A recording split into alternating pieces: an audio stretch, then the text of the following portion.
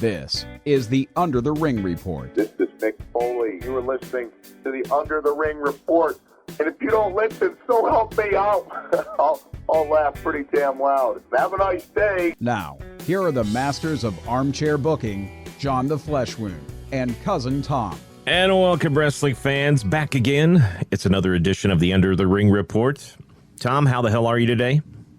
I am great. It's been a while. Yeah, I guess you're actually enjoying like real spring weather, and unlike me, it's maybe like 39 right now. My furnace is still running, and it's going to be May 1st. What the hell is going on? Yeah, something's wrong with that picture because I'm currently sitting at 80 degrees and bright and beautiful sunny Southern Illinois. So I think I'm on the plus side here. You suck. That's all there is to it. Maybe we need to have like an Under the Ring Report shakeup. And you could just come here and hang out for a month in the crappy weather. I don't think I could do it. Sorry. I'd have to have Charlotte Flair call in favors to keep me down here. Woo! So that kind of goes to the point. It's been 3 weeks since the Superstar Shakeup, what they call it now. They used to call it the draft, whatever the hell. But I guess we're finally at that point where maybe we're not going to see people moving anymore. Because, you know, Monday night we saw Gallows and Anderson show up on Raw. So it's like been 3 weeks. They just kind of slowly bring different people onto each show. So whatever that means. But looking out there, I mean, is there one person to you that you think will make a big difference on one of the other shows now that they've jumped? Well, there's actually three. Okay. One's a tag team. So I think Styles on Raw is a good fit because he and Rollins are finally going to have a match together. Mm-hmm. That means something. Does that mean, anyway, here's my question about Styles real quick. Does that mean he goes heel? You know what? I liked him better when he went heel. When he first came back. Well, beat up John Cena. Yeah, when he had the whole beat up John Cena and Gallows and Anderson were with him. Uh-huh. I liked that Styles. I thought he was an awesome champ for the last year. I mean, the guy doesn't have a bad match.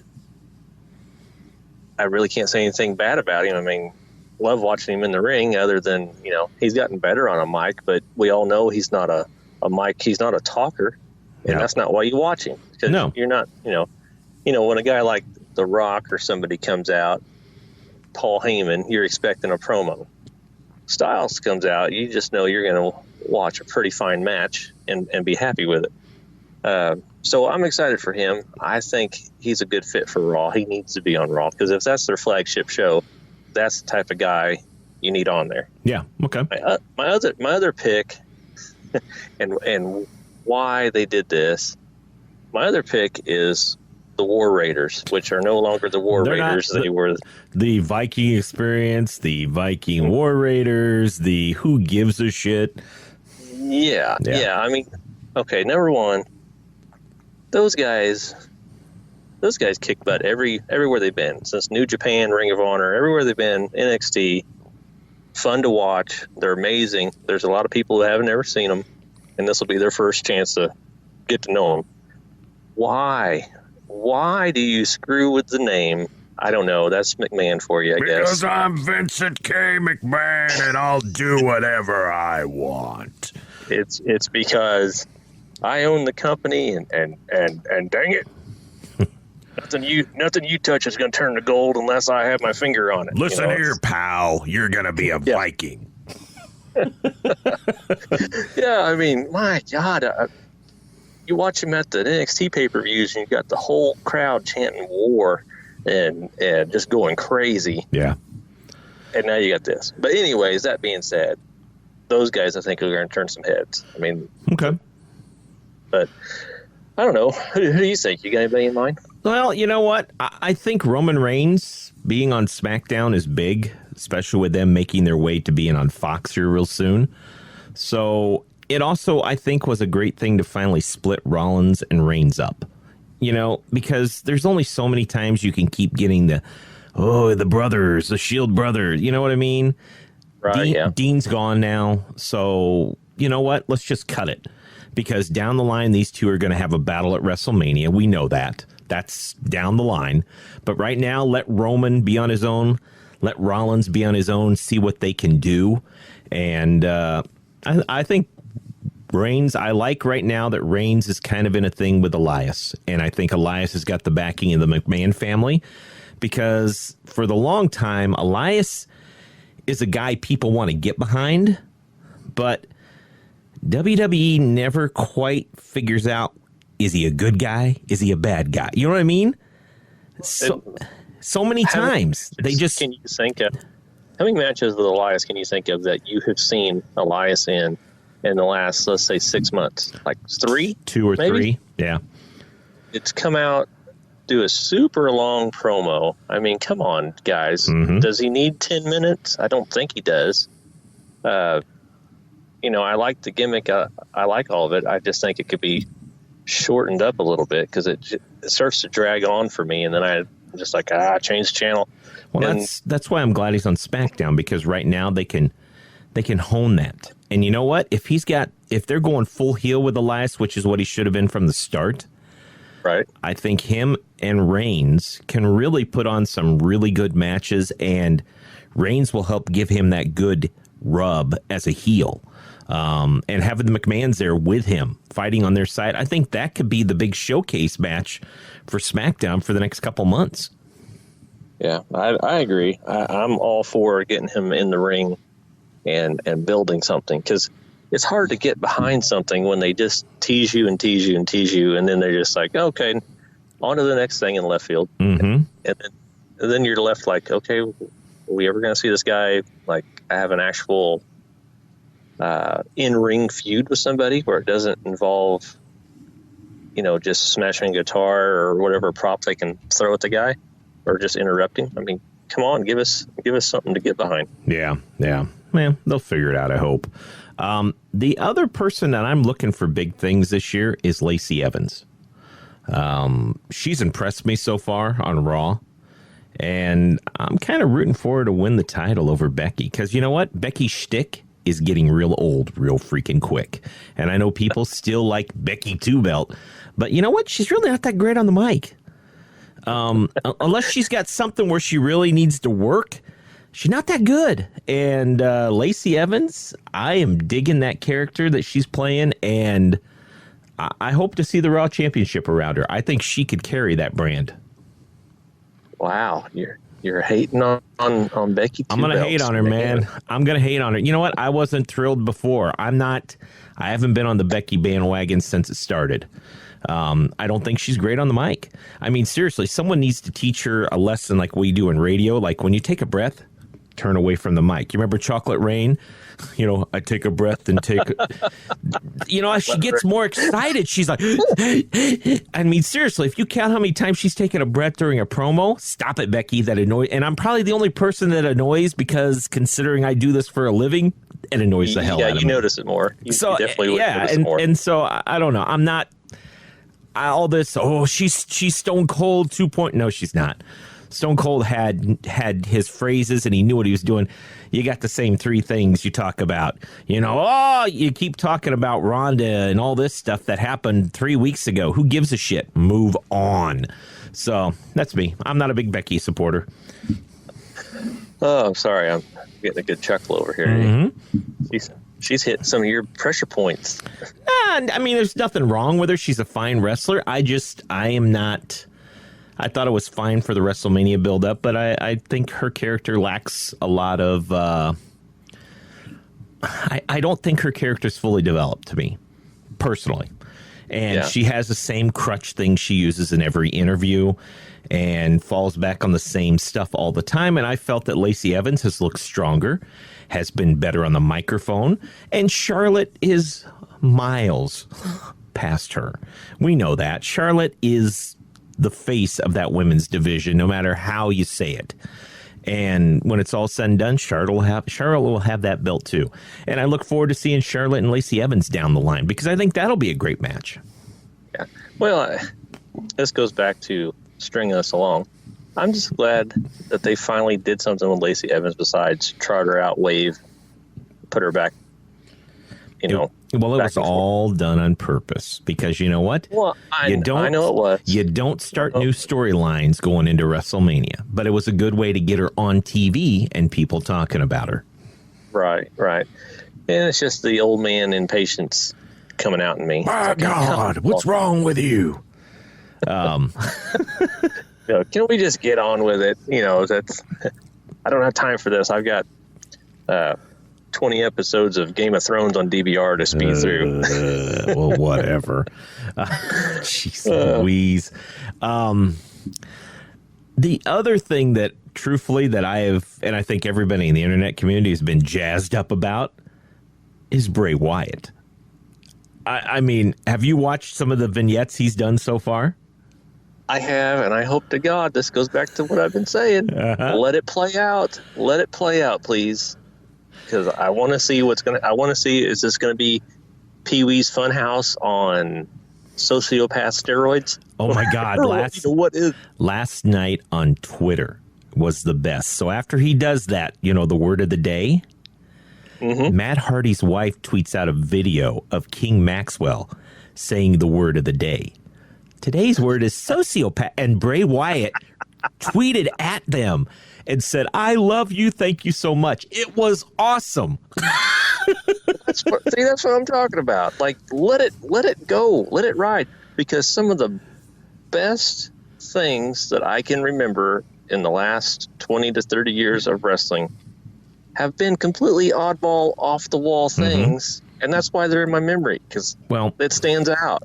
The other thing about this that I like is, unlike a lot of times when they do kind of refreshen up a character, they forget all the backstory. I mean, that's one of the biggest complaints about WWE. You know what I mean? When they bring someone in, it's like they think they've zapped us with the little light zapper from Men in Black, and we forget everything. And for once, even though Bray Wyatt is supposedly different, there's a lot of callbacks. I mean, last night, when you're seeing the painting and of the house when Randy Orton burned it, you have all these callbacks. And he even does the little callbacks of how he was a bad man. And even the puppets with the witch and everything. I mean, it's all a callback to his original character. So the witch is what? Abby? Abby, yeah. So, I mean, it's all a callback to what he was before. And I've seen a lot of people talking about it. And one of the best, this was on Reddit, someone was talking, he said, to him, wouldn't it be awesome if what we're watching is really inside Bray's head and he's battling his good and bad side in this playhouse is in his head, even though he's really Bray. And I'm like, oh my God, it's so over the top. This could be one of the best characters ever if they let it play out. Yeah, well, that's the thing. That's the theme. Let it play out so we can find out. I'm all for it. I mean, the other character ran its course. The Rock killed him at WrestleMania 2 years ago. Well, it wasn't really his fault. It was piss poor writing because you know what?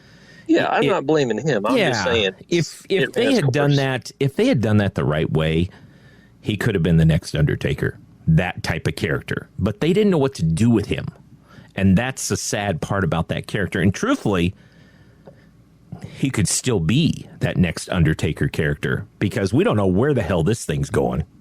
No, but when you can walk out in an arena and all those lights go on and you got people humming your song and everything, the whole world in his hands. Yeah, and that's what he had. He had them all in the palm of his hands, and then they went and screwed it up. It's like, man, guys. How easy of a roadmap do you need? I know. You're praying that when a guy walks through that curtain, there's a reaction, because the last thing you want is no reaction. Yeah. And then you have a reaction like that, and you don't know what to do with the guy. Like, come on, you've got all that talent on that roster. You can't come up with something for him to do or work with. But you know what? Yeah. He's not the first. And unfortunately, he won't be the last. But I'm just hoping that where this going, they decide to just let it play out because people are digging it. People are talking about it. It has potential because, there's so many things that could come into this? Because if you think about it, if it turns out that this is in his head, you know, who knows? Maybe Woken Matt Hardy comes back and, you know, does some things with him. Who knows? You don't know what's going to happen there because there's so many possibilities that could be attached to what this is. You know, could that fire thing be a sign that he's going to go after Randy Orton? You know, who knows? Because Randy Orton would have been the cause for the complete mental breakdown of Bray Wyatt, if you think about it. Well, that's true. I guess we'll have to find out. Mm-hmm. So what else? I mean, of all the other superstar changes that have happened, what else there is on your radar? Well, I think it's interesting that they flipped. Well, I know they split Black and Ricochet up, which I knew they weren't going to leave them as a tag team. Yeah, they weren't a tag team to begin with. It was just a way to introduce the characters to the wider audience. Moving Bayley to SmackDown without Sasha. Who's at home crying.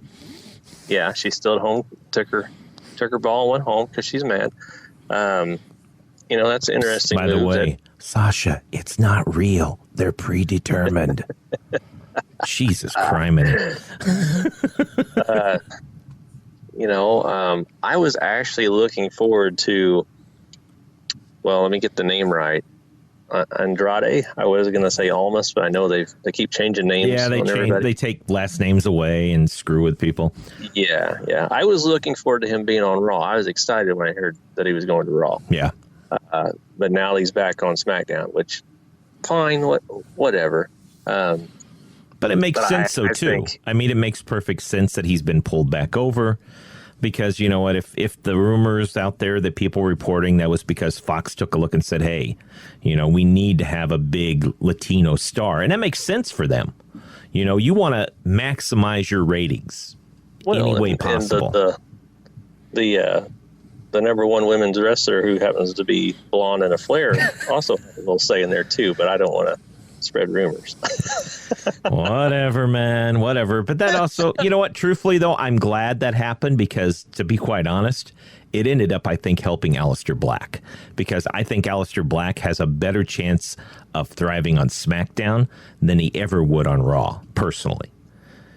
Yeah, no, I agree. I like them splitting them up because I like both Black and Ricochet, but I didn't like them as a tag team. No. Just because I already knew, like, okay, this isn't going to last because, number one, Ricochet's never been a tag team anywhere he's went because he's too dynamic. You know, you make your other partner look bad. Oh, yeah. With the crap that he does in the ring. You know, he's one that I'm looking forward to more people getting to witness. I mean, we've been watching him for years when he was Lucha Underground and New Japan, everywhere else, under Prince Puma and all the other names he's had. But now to get even more exposure for him is a good thing, and he's just going to blow people's minds, especially this next Money in the Bank ladder match. I mean, the NXT ladder matches he did things that I'd never seen before. So I can just imagine what's going to happen next. The other things I look at, it'll be interesting to see what they do with Robert Roode. And his mustache. I'm not quite sure what that is, but who knows? You know what? I'm glad they broke that tag team up because Robert Roode, Bobby, whatever you want to call him, he offers a kind of a veteran presence that would be perfect as a heel. And I think he will help out with guys that he's worked with before because when you got AJ and Samoa Joe coming back to Raw, those guys worked together for years in TNA, so they could do some amazing things together. Other than that, I'm just trying to think of anybody that really, I mean, the tag division was changed up quite a bit. You know, the Usos and all these guys, the breakup of Cesaro and Sheamus. Yeah, kind of odd. The bar is broken. You know, I don't know if that's because Sheamus is hurt worse than had been originally the plan or what, but that's kind of interesting too. Well, and the Usos coming to Raw, I think, is a good thing for them. Yeah, they need to. They've ran their course with the New Day. I mean, you really can't do much more else. Well, and you've got two tag teams. teams that people like, and it's hard to have two face teams always going at each other. And I think the other thing too is Gallows and Anderson getting moved to Raw helped them, because their time in SmackDown was not good for them at all. No, they've continually seemed to get buried, which is too bad, because they're too good a team to just get buried, and they make them do stupid crap, which I've never liked. But maybe they get back together with AJ. I mean, that was when they were at their best, and I think, as you said, if AJ could go heel, they have to be there with him, because I think the three of them together as the club can wreak a lot of havoc on Raw. Oh yeah, a lot better than just them yelling nerd and whatever. Anderson showing off his 6-pack or whatever, his 8-pack, whatever it was he was doing for a while. I mean, my God, I felt so bad for those. Here you got two guys that have been all over the world that have won titles. They go to WrestleMania and they get their names wrong in the program. yeah, that's pretty much how it goes. Yeah, but it's like, okay, now that's when could have been worse, man. Biscuits and gravy. Oh God, it's one of the worst ones ever. Yeah. Don't remind Vince that that'll be happening again. All right, well, so that's kind of both our thoughts on what's been going on with the Superstar shakeup. And this last weekend, I know I talked about it a few weeks ago, but ACW's WaterCity WrestleCon took place in Oshkosh, Wisconsin. And how was that? You know what? I've told you this before, but you really need to think about making a trip up here, because... Well, I saw some photos, and it looked like a good time. I mean, well, here's the thing. You know, it's held in the Milwaukee Bucks D-League team arena, all right?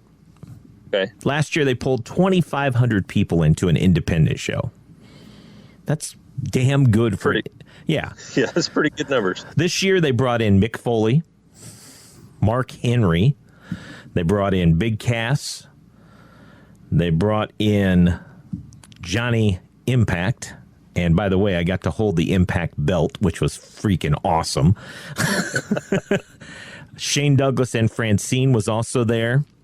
And Mick Foley's daughter, Noelle, and Frank the Clown was there. So there you go. And then did I see Gangrel was there too? Totally forgot about Gangrel. Sorry about that. But yes, Well, I saw a photo or something. Yes, Gangrel was there also. So it was a really good time. The matches were put together well. My wife bought her first wrestling shirt ever. What? Whoa. Hold up. We need to rewind. Say that again. So last year, in the $5,000 over-the-top battle royal, all right, her first real wrestling event she'd ever been to, probably since she was in college and saw Hulk Hogan in like the late 80s, early 90s, okay? That's been a long time. So there's a guy, and his name is Levi Yoder, and his gimmick is he's an Amish farm boy, okay? All right, gotcha. And so she thought that was cool as hell, and she cheered on Levi Yoder. Hell, I had her on the show. She talked about how cool he was. So there you go. So we go there this year. Levi's there, and he's got T-shirts that he's selling. So she buys a Levi Yoder T-shirt, and it was so cool. He wrapped the T-shirt up with twine.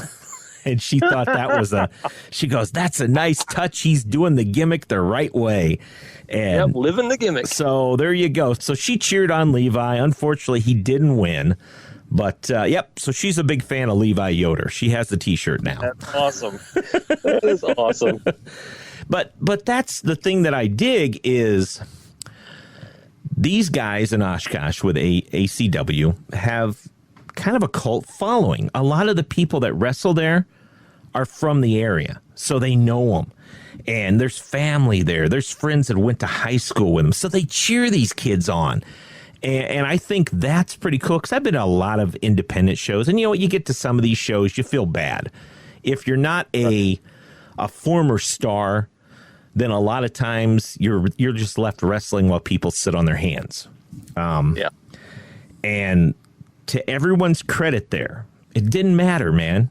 They cheered on everyone. They booed Frank the Clown because that could be expected. But, Mick Foley came out. He did the Mr. Sacco and even said right here in Oshkosh, Wisconsin, which got a big pop.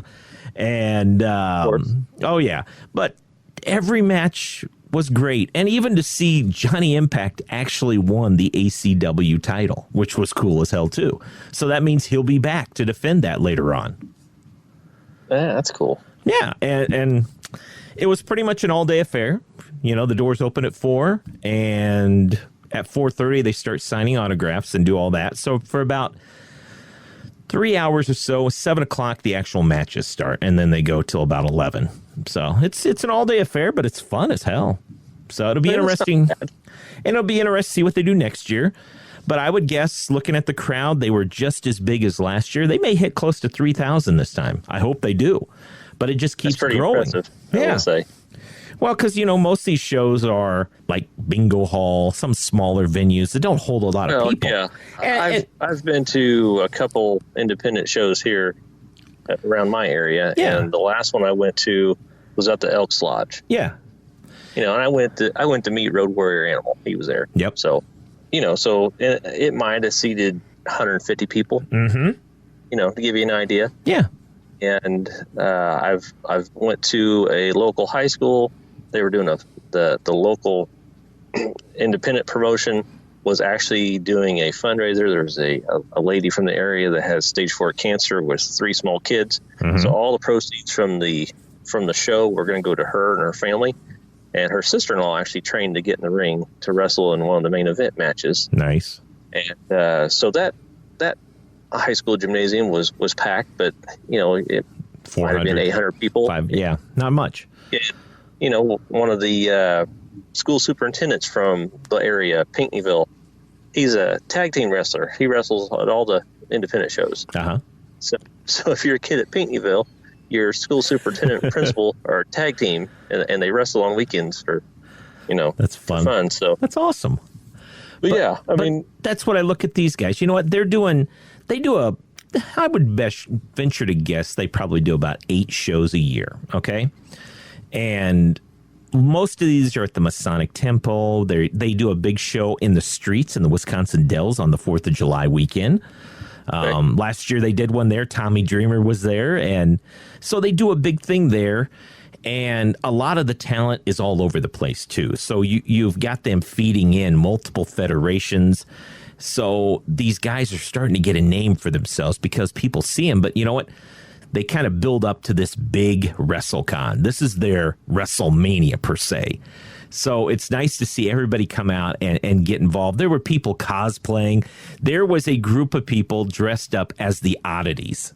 This girl had actually taken the time, and she had completely replicated all of Luna Vachon's tattoos all over. And a guy had the what the hell was his Golga? Oh. Golga, he had the mask and everything. And yeah, there was even a guy dressed up as an Insane Clown Posse guy. There was another dude cosplaying as Rowdy Piper. A lot of Mick Foley's. There was a little kid walking around who had thumbtacks nailed into the back of his sweatshirt. So there's the mom for that one. Oh yeah. So it was a lot of fun. I mean, my wife enjoyed it. Like I said, she's not a big wrestling fan, but she actually enjoys going to this. I mean, Mark Henry was like, when we got up to get my photo taken with him, he asked her, he goes, "Do you want your photos?" She goes, "Oh no." She goes, "I'm just here for the photos." He's like, "You came here just to help him?" He goes, "Oh, dude, she's a good one." Oh, yeah, you better listen to him. Yep. But like I said, it was a lot of fun. And you know what? The biggest thing, too, I can tell you is prices for these things to get who you want and talk to who you want. Those local things are so much better sometimes than the big cons.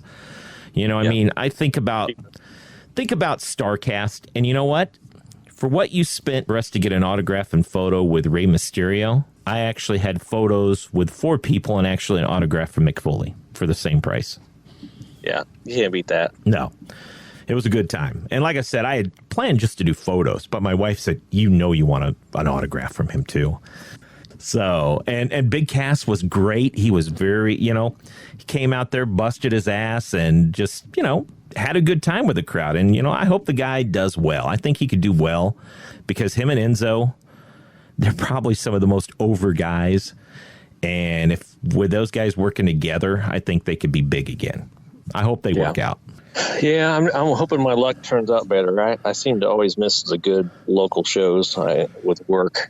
Well, like I said, man, put on your calendar towards the end of April. Maybe you just meet me. Maybe we stop. Maybe we meet in Milwaukee for a Brewer game or something, and then we drive up the next day and go see the show. Because I'll tell you what, depending who they bring, I still kick myself for missing Bret Hart the first year. But it's cool. They got a nice thing going on. It's nice to know it's only an hour and 20 minutes from my house. Yeah, that's good. I love hearing it because that's how you get major talent is the indies. Oh, hell yeah. As much as WWE wants to bash the indies is what feeds their programs. Well, I mean, if you're a former talent, you're going to make money on the indies. And most of those guys that show up, by the way, I have to give credit to Gangrel because him and Nathan Gust, they put on a hell of a match. They did a Vampires Ball match. And probably one of the best matches of the night. And so I got to give Gangrel a lot of props for that, and Nathan both. Those guys put on a hell of a match. And the main event was really good, too. So there you go. Well, sounds like a good time. It was, man. It was. Too bad you missed out on your shot down there in your neck of the woods. Oh, my gosh. Yeah, this is it was CCW Super Show. This is their third Super Show. And I don't know the number of fans they pulled in down there for an indie show, but they had SCU in the building. Joey Ryan was a surprise. They didn't announce Joey Ryan, but he showed up during the show. Last year they had Flip Gordon and Hangman Page. Yeah. They continued to have big numbers and draw in talent. Just things happen where I couldn't get away, and I just kicked myself because, knowing them, I'm within a little over an hour drive one way to get there, and couldn't do it. But yeah, things like that happen. But I follow, I follow along, see what's going on, and I'll make up for it sooner or later. I got to make a trek, I think, to Wisconsin Rapids this year because Jimmy Hart's coming to one of the minor league baseball teams here, and he'll be there. So I'll have to go see the man that never ages. Go see the Colonel, see how he's doing. All right, man. Well, I guess that'll do it for this week's show. Check us out on Twitter, UTRR Podcast, and also on Facebook. And I'll try and get more photos up on Instagram, too. And we'll talk to you next time here on the Under the Ring Report. Follow the Under the Ring Report on Twitter at UTRR Podcast. You can subscribe to the Under the Ring Report on iTunes, Google Play, and Stitcher, or visit undertheringreport.com. Thanks for listening to the Under the Ring Report.